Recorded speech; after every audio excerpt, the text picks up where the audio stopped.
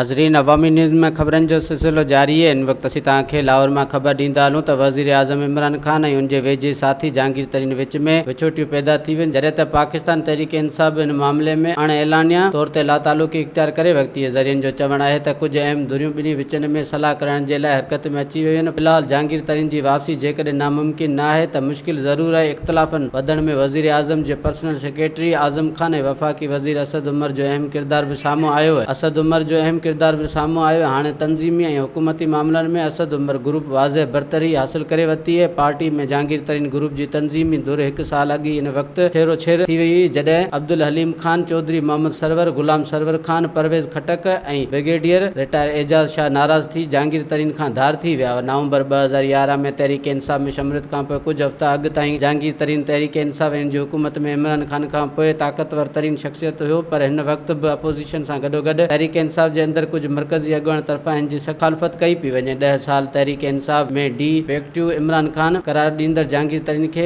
3 ॾींहंनि खां 5 ई घेरनि जो मुक़ाबिलो करे रहियो आहे। तहरीक इंसाफ़ में 2 मज़बूत ग्रुप हमेशह क़ाइमु रहिया आहिनि, जंहिंमें हिक जी वाघ हमेशह जहांगीर तरीन वटि रही आहे, जॾहिं त ॿिए धुर जी वाघ पहिरीं जावेद हाशमी, पोइ शाह मोहम्मद कुरैशी, हाणे असद उमर वटि आहे। पार्टी जे तंज़ीमी ताक़त अब्दुल हलीम खान, परवेज़ खटक खे जहांगीर तरीन जो सभ खां वॾो पावर शो चई पियो वियो, पर हिन वक़्तु ॿिन्ही गॾियल केतिरनि ई महीननि खां जहांगीर तरीन खां नाराज़ आहे। जुलाई 2018 में इलेक्शन खटण खां पोइ इमरान खान हलीम खान खे पंजाब जो वॾो वज़ीर बणणु चाहियो थे। हिन लाइ हिन जहांगीर तरीन ऐं गुलाम खान खां मिली पंजाब असेंबली में अक्सरियत पूरी करण जे लाइ टाक्स ॾिनो हो, पर कुझु ॾींहं बाद ओचो हलीम खान जी इख़्तिलाफ़ नेब में हरकत में अची इहे ॻाल्हियूं ॿुधण में अचणु लॻियूं त जहांगीर तरीन हलीम खान खां वॾो वज़ीर बणण जे हक़ में न आहे, छो त हुन जो ख़्यालु हो त जेकॾहिं सुप्रीम कोर्ट नाअहली ख़तमु करे छॾे थी त पंजाब जो वॾो वज़ीर बणजणु हुन जे लाइ मुश्किल हूंदो, छो त हलीम खान जहिड़ो मज़बूत पार्टी अॻुवान सरगर्म वॾे वज़ीर खां इस्तीफ़ा वठणु मुश्किल हूंदो। वधीक ख़बरनि ऐं तफ़सील जे लाइ विज़िट कयो असांजी वेबसाइट awamiNewsHD.com ऐं ॾिसंदा रहो अवामी न्यूज़ HD।